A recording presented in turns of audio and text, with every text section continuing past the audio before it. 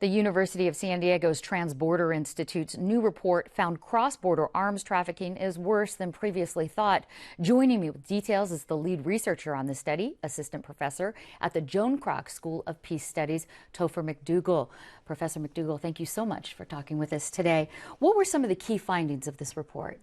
We found that about 2.2% of U.S. domestic demand is attributable to demand arising south of the border, so Mexico and Central America. And that translates into roughly 250,000 firearms per year purchased with that intention, and probably around $127 million. How much of those trafficked 250,000 are actually seized by authorities either on this side or the other side of the border? Roughly, at last count, which was around 2009, it was about 37,000. So about 5,000 of those were seized by U.S. authorities, representing about 2% of the total. So just 2% of the guns, of the illegal trafficking of the guns are being seized by U.S. authorities, and then another 12.5% or so are being seized by Mexican authorities. So altogether about 14% of the 14 trafficking or were caught.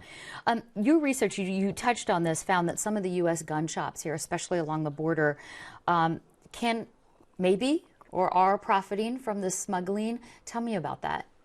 Yes, well, because we were just estimating demand in total, we can't say where these where the purchases are actually being made. We don't have that data. But what we can say is that 2.2% demand represents probably about 45 to 47% of U.S. gun stores who are in some way economically dependent upon that.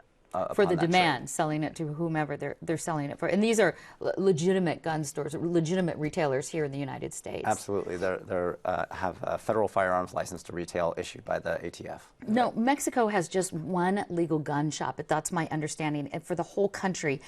Do you think that this increased demand for weapons could have some legitimate, basically, reasons, not just for the drug cartels? Could it be for, they don't have access, there's only one shop, they have to go maybe the non-regular route? Yeah, absolutely. I think that there's probably a large pent-up demand in Mexico simply for private security reasons. I've gotten, just in the past few days, some emails from people living in Mexico saying that they have bought illegal firearms there, that they contribute to this demand themselves, simply because, as we've seen, after a decades-long sort of decline in the homicide rate in Mexico since 2006, this has spiked, and roughly 120,000 people have died as a result of drug violence there in the past five to 6 years. So people might be buying these to protect themselves, to protect them, families or themselves from the crime that's going on there.